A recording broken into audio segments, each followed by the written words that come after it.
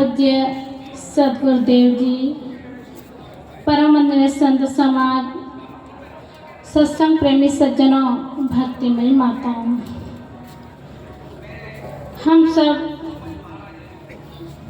प्रयागराज कुंभ मेला में आए हैं और सुंदर ज्ञान की गंगा में गोता लगा रहे हैं। कहते ना, ज्ञान गंगा नहा लो प्यारे मना, हे मन ज्ञान की गंगा में गोता लगा लो।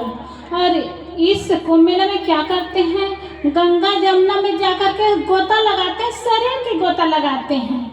एक जगह से 25-30 लोग आए थे, एक ग्रुप आया था और संत साधियों से मिल करके उसके सहारा से आए और गोता लगाए, यही गंगा में नहाए तो बहुत खुश हो गए और यहाँ तक नहीं आ पाए, वहीं से वापस हो गए और बात हुई तो बहुत खुश है और खुशी होकर के कहते हैं, साहेब आज संतों की दया से हम लोग गोता लगाए, गंगा में स्नान के वापस चले गए, बहुत खुश हो गए। बताइए, ऐसे स्नान तो रोज करना होता है, लेकिन ज्ञान की गंगा में गोता लगाना बड़े सौभाग्य की बात है। हम सब जितने इस मंच में बैठे हैं ना, ज्ञान की गंगा में गोता लगा रहे हैं। एक जगह हम लोग गए थे घूमने जाओ सज्जनों, जरूर कुछ न कुछ लेके आना चाहिए, सीखना चाहिए। तो हम लोग आ रहे थे, ऐसे घूमने गए थे देखने, तो आ रहे थे तो इतना सुंदर भजन वहाँ चल रहा था, जो गुरु बैठे हुए थे वो गा रहे थे, गुरुदेव तुम्हारे प्यार में जीना सिखा दिया। कितनी अच्छी बात, गुरुदेव तुम्हारे प्यार में जीना सिखा दिया। और यही बात सुनकर के मेरे मन की बातें, हृदय की बातें खुलने लगी, याद आने लगी। सही में गुरु और संतों का प्यार मिला तभी तो जीवन जीने की कला आए, नहीं तो कहाँ आती। हम सब जितने बैठे हैं ना, गुरु और संतों के पास आ करके तो सब कुछ सीखे हैं। सज्जनों, माताओं, संतों से मिलना तक खाने की कला भी सीखते हैं, पीने की कला भी सीखते हैं, जीने की कला तो सीखना ही होता है। इसलिए हम सबको चाहिए कि गुरु संतों के पास आकर के ज्ञान की गंगा में गोता लगाए, जीवन को सुंदर बनाए, कृतार्थ बनाए। ये बहुत बड़ी बात होती है। कितने पढ़े लिखे हैं, कितने समझदार हैं, कितने विद्वान हैं, इसका महत्व नहीं रहता। जैसे भी है लेकिन सुंदर जीवन जीते हैं, सुंदर रास्ता में चल करके जीवन को सफल बनाते हैं, ये बहुत महत्व की बात है। एक याद आई एक कहानी, एक घर में संत लोग आते थे, सास रहती थी, सास बहुत सेवा करने में बहुत कुशल रही और उनकी बहू भोली भाली थी, लेकिन सास को देख देख करके सब कुछ करती थी, लेकिन सास के प्रति बहुत बढ़िया प्रेम था उनका। अब सास का शरीर छूट गया तो उनकी बहू बहुत रोने लगी और बहुत रोती, कहती है मुझे तो कुछ नहीं आता, मैं कैसे करूँ, क्या करूँ, वो ऐसे कम करके रोने लगी। अब संत भी आए उनके घर में, तो संतों के पास जाकर के बहुत रोई और रोने लगी, कहने लगी मेरी माँ चली गई है, तब से मुझे कुछ करने नहीं आता और मेरी माँ तो सब करती थी, संतों की सेवा कैसे करना चाहिए भी नहीं आता, मैं कैसे करूँ।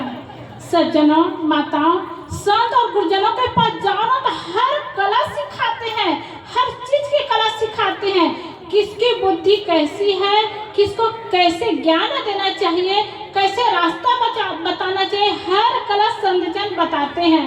तो संत आए तो कितनी अच्छी बात बताए। उन्होंने कहा, अरे तुम्हारी माँ शरीर से नहीं है, हृदय से थोड़ी दूर हुई है, ऐसा करो अपनी सास की एक फोटो रख लो और फोटो रख करके उससे आदेश ले करके काम करो, देखना सब काम अच्छा होगा। और भोली भाली तो थी, बढ़िया सास की फोटो रखी और फोटो रख कर कहती थी, माँ जी मैं ये काम कर लूँ, बस वैसे पूछती थी, सब काम करना शुरू करती थी। फिर माँ जी मैं ये करूँ, मैं झाड़ू करूँ, मैं पोछा करूँ, मैं भोजन बनाऊँ, बस सब काम करने लग गई। और संत आते थे तब भी कहते थे, माँ जी मेरे पास संत आई है, मुझे ये करना है, ये करना है, मैं ये कर लूँ। अब खुद हाथ होते थे, सब काम करते थे, ऐसे करते करते सब कला उसमें आ गई। बहुत दिन होने के बाद उनके मन में क्या हुआ, मेरी माँ कहीं गांव कहीं नहीं जाती, आज घुमाने ले जाती हूँ। और घुमाने ले गई, और शाम के समय गई और घुमाने ले गई, फोटो को ले करके गई और बहुत दूर चली गई। और चली गई तो रात हो गया। अब कैसे करूं करके, चलो माँ के साथ में तो हूँ करके दूर चली गई। आते समय रात हो गई तो उनको डर लगा, तो एक बड़ा पेड़ था, पीपल का पेड़ रहा, बड़ा सा पेड़, पीपल का पेड़, तो बैठने की अच्छी जगह थी। उसके दिमाग में हुआ इस पेड़ में बैठ करके रात बिता लूं। अब रात को कहाँ जाऊँ, माँ के साथ तो हूँ नहीं। ऐसा सोच करके पेड़ में बैठी, और बहुत बड़ा पेड़ था, उसमें बैठने सोने के लिए ऐसे बन गया, एकदम चौड़ा था वो। तो उसमें जब सो गई ना, तो 4 बजे का समय हुआ। अब सोई, नींद लगी तो फोटो गिर गई। अब फोटो गिर गई तो क्या होता है वहाँ, फोटो गिरा ना जब वहाँ नीचे, तो वो गांव से चोर पैसा सोना चांदी चुरा करके लाए थे, और वही पेड़ के नीचे सब चोर बैठ करके बंटवारा कर रहे थे।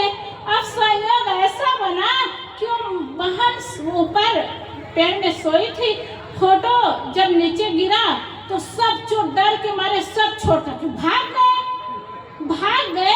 तो वो उनकी नींद टूटी तो देखती है, अरे मेरी माँ तो नीचे गिर गई, और दौड़ झट से नीचे उतरी। और उतरी तो क्या देखती है, बहुत सारे पैसा भी है, सोना चांदी भी है। तो बेचारी भोली भाली थी, क्या सोचती है, मैं तो सो गई, लेकिन मेरी माँ इतना काम करने गई थी, देखो सोना चांदी सब कमा करके लाई है।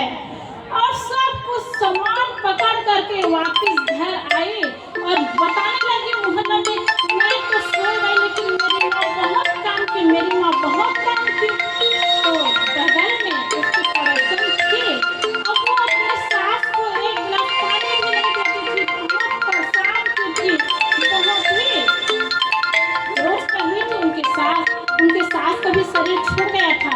अब ये सब सुन करके वो पड़ोसन क्या करती, वो भी अपने सास के फोटो ले करके वहाँ चली गई।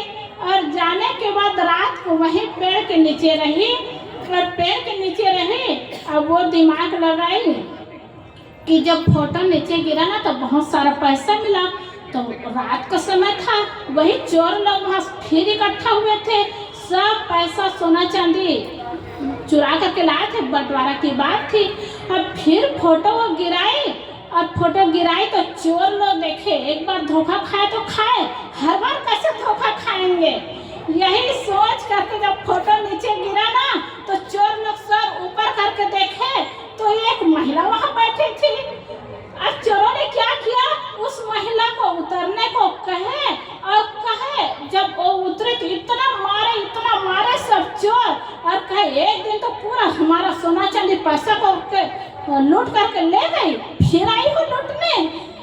खूब वो मार खाए, और रोते रोते सज्जनों पछताते रोते वो वापस घर गई। देखिए व्यवहार तो बहुत छोटा होता है, बात बहुत छोटी है, लेकिन जीवन कितना बड़ा होता है। इसीलिए तो संतों ने कहा है, कर्म तुम्हारे अच्छे हैं तो किस्मत तुम्हारी दासी है, धर्म तुम्हारे अच्छे हैं तो घर में मथुरा काशी है, कर्म धर्म दोनों अच्छे तो जीव बने अविनाशी है, और कर्म धर्म दोनों बिगड़े तो गले में यम की फांसी है। इसलिए सज्जनों माताओं, गले में यम की फांसी न लगाए, कर्म और धर्म को सुंदर बनाए, पवित्र बनाए, जीवन को सुंदर बनाए। तो ये घर से शुरुआत करे, अपने जीवन से शुरुआत करे, संत गुरुजनों का आधार बना करके रखे, और इससे जीवन सुंदर होगा, सुखमय होगा, और ऐसे करते करते जीवन कल्याण में होगा। इन्हीं शब्दों के साथ मैं अपनी वाणी को विराम करती हूँ। बोलिए सद्गुरुदेव की जय। एक बार फिर जयकारा लगाइए, सद्गुरुदेव की जय।